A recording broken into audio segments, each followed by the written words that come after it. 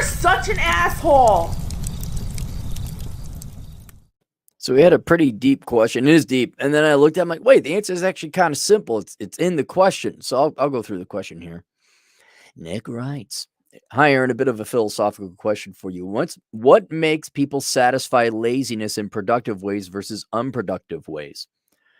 On your recent content, you've talked a lot about how laziness explains everything is the root cause of a lot of bad behaviors you've identified. With that said, I think laziness has also motivated a lot of the things which make modern life convenient. Washing machines come to mind as a prominent example. Right, but it it doesn't eliminate the amount of time. If anything, it frees up a lot of time, which you now have to figure out what to do with. And so you would say modern conveniences and all technological advancement has been made to make us not necessarily more lazy, although certainly that too allows us to be if we choose to. But what it really does is it frees up time, or at least alleviates us of a very hard and burdening calorie consuming task. It does not eliminate what do we got to do with our time. Because the only thing is, like, if you want the quick, I mean, not recommending this, but the dark answer, like, well, I got so much time, what do I do with it? Well, if you got too much time, you don't want to deal with, like, you're too tired, you're too lazy to do anything with your time. Well, then you should probably end your life. Like, if it's too much of a burden or a chore. But as technology has advanced and we've liberated ourselves from things like farming, housekeeping, food prep, I mean, we have really freed ourselves up a lot. And with help, also added to our life expectancy. So now this is a very important, well, what do we do with our time? And a lot of people would say, well, we be lazy, leisure, we do nothing.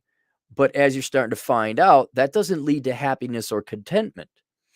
So, yes, out of laziness or desire to have life not suck, we've come up with technological advances that has made life easier. But then it presents all of humanity the question, well, what are you going to do with all your free time now? And the answer generally being, as more and more countries get more and more higher standards of living and food, is we're going to be fat, disgusting pieces of crap. We're going to be worthless. And that's what they're choosing. But there's still a choice there. What do I want to do with that time? Do I want to be productive in other ways? Or do I just want to sit on my ass and do nothing? We kind of have our answer. Getting back to the question, what are the social, cultural, legal, personal factors which make someone satisfy laziness in a productive versus an unproductive way? Please name your price. All right. So in order to, it's not necessarily satisfy the laziness, but what to do with our time. You either are lazy and you are unproductive, you produce nothing, or you are productive and you choose to produce something. And that's like, well, what's the difference between productive ways and unproductive ways? And my answer would be there would be production at the end. And so let me go here to my notes because this was a little bit more interesting and insightful. Like, this will help.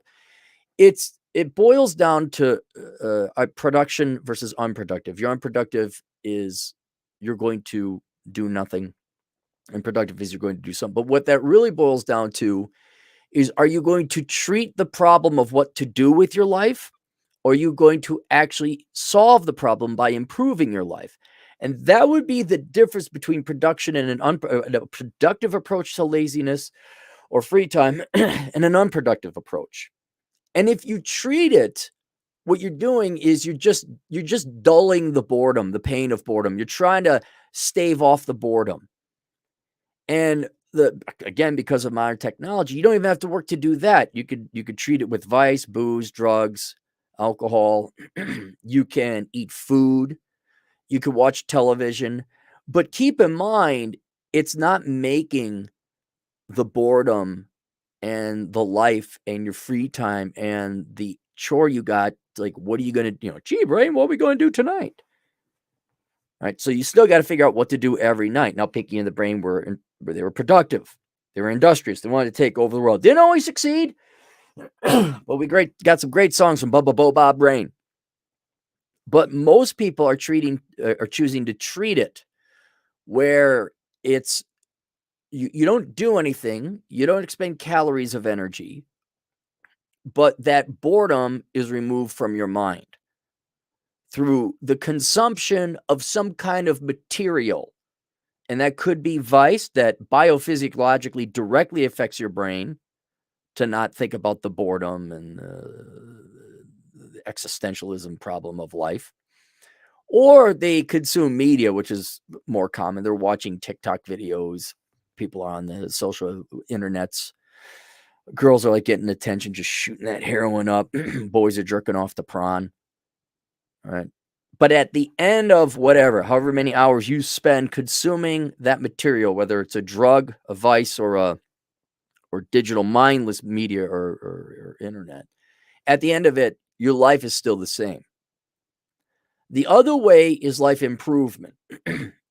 And that is an actual investment. That is a productive, because that's all you got is your life. So you have 5 hours in this day. What are you going to do with it? All right. Do I have to work today? No, I don't. And remove compensated labor, which everyone kind of has to do, unless, of course, you're on welfare. But, I think I even have it on my to-do list. With the 5 hours, I probably go for a hike. I'm probably going to go and work on the septic tank. And what that is going to do is, all right, it still treats and solve the problem of what do I do with my time. I won't be bored. I'll tell you that. I won't be bored. I'll listen to a podcast or something. But when my 5 hours are up, the retaining wall is in. When my 5 hours are up, I have done a 7-mile hike with a 1,000-foot elevation gain. And there is tangible physical results to take a look at, which cannot help but to improve your life. You're in better physical shape. The retaining wall, boring as that is, provides stability to the support posts for my house. Trying to think, you put on water efficient shower heads. Okay, that lowers your water bill. I'm going to install solar panels. That lowers my my electrical bill. And what happens over time, slowly but surely, people, it's always a joke. I don't know how you did it, Claire. We could all be like you. Yeah, no, you just chose to be lazy.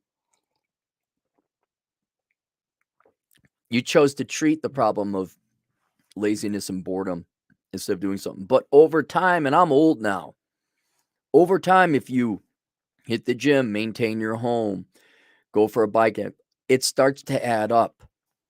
Directly in terms of financial wealth as well. I'm not just talking experiences, though certainly that too.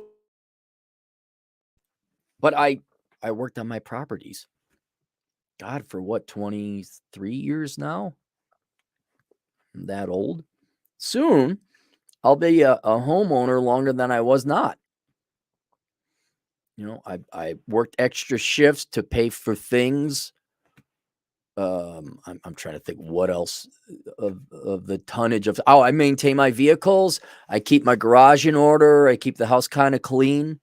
All these things add up, and soon all that work, all that production cannot help but accrue in various different sorts of ways. I got my fossil collection all organized. And that's the difference between me, 47-year-old guy in reasonably good shape, that the girls, I think maybe they got a little crush. Maybe girls are crushing on me a little bit. Who's got his financial life together and gets to go and have fun, versus the fat rascal lady who's also 47 at Walmart, who's fat and his entire life is going back to the trailer and eating Doritos. And they have no retirement savings. They'll never retire. They have to be perpetually on welfare. But the real burden, the real chore, the real pain, the real suffering, the real hell, every day choosing to treat the problem of boredom, to treat the problem of excess time, to treat the problem of laziness, with non-production, with merely treating it, not solving it.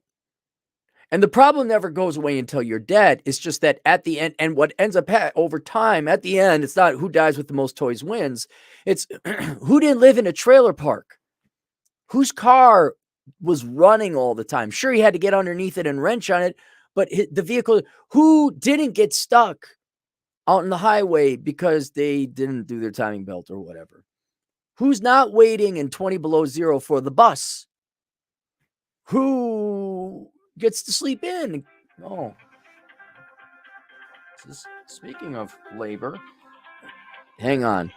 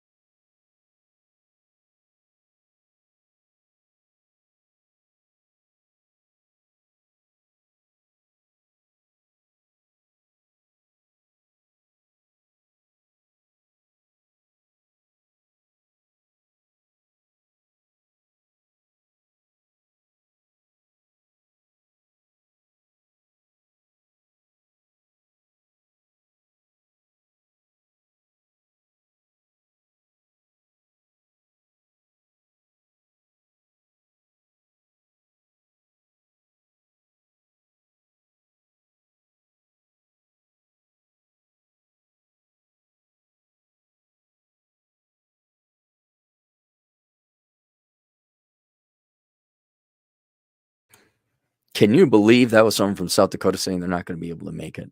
Can you believe that? He actually had a legit excuse. I do feel bad actually about that, but that's how life goes. Anyway, in treating it, you never solve any problems, you never make any progress. But slowly over time, or maybe not so slowly over time, your life gets better, more enjoyable, and easier. You start getting on the glide path. Whereas other people just wake up to their same crappy life. And what ends up happening is their life decays. You get fat, you have health problems. You can fall behind your bills. You got to take on debt. Now you're losing efficiency at whatever the interest rate is that you got to pay on those debts. Your house falls apart. The property falls apart. Now you got repair bills. And it's not so much who has the most toys wins, or even so who worked the least. It's who had the easier, more enjoyable life, who had the least amount of stress. And even though you think you're avoiding the stress, no. Once you come out of your food coma, or you sober up, or you're done doing pot, there's your crappy life day in, day out. And at the end of it, the person who treats laziness and the extra time with a productive approach will leave some form of a legacy, even if it is, he has an estate, or she has an estate. Not necessarily all finance, but there will be some form of production left over after that person dies. So that there will be the house. Oh, look, they got a classic car they maintain. Look at Uncle Aaron's fossil collection. Look at that. That's kind of cool. Whereas when your standard Wyoming rascal driving Walmart shopper dies, what do you got? You got cat shit and piss. You got a trailer full of junk. You got hoarders is what you got. And there's nothing. What do you say at that eulogy? Oh, Bertha ate a lot of food and she died. She worked part-time as a hairdresser.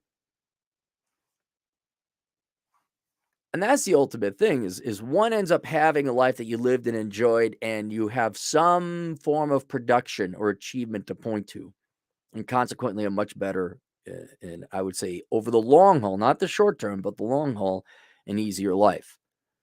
The other people who approach it in an unproductive manner, meaning they merely treat it, those are the ones that, well, we see them. They're like 85% of the population. Those are your Walmart people. So there you go. Let's go to Super Chat. Got a couple here. Donna Hannaford, my Australian mistress agent in the field, for 99 Australian cents. Thank you very much. I can't see what it is. But...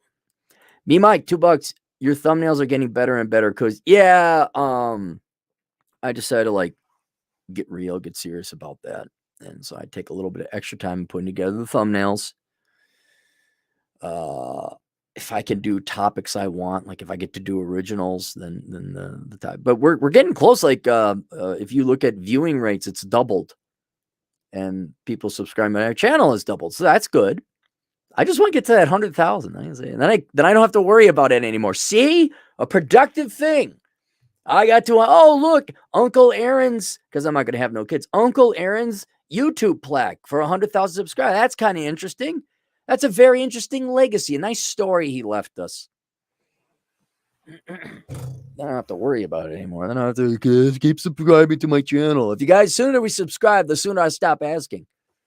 I don't know what happens if you get to 1 million or the next thing. I don't know. I don't care. I think 100,000 is pretty good. That's enough. Robert Flores, $5. The cure for laziness, severe coffee enema. No, it's just kind of a sad thing. Like, well, what did you want to do with your life? Really, you want to just eat food and watch television, huh, man? Is that what you want to do? I want to have conversations. I want to hang out with people. I want to do things. I don't want to. Man, people keep telling me you should play your video games and relax. I try it for like at most half a day, 4 hours. I'm like, okay, I gotta go. I gotta do something. All right, that's it. Questions, answers, assholeconsulting.com. See you guys later. Toodles.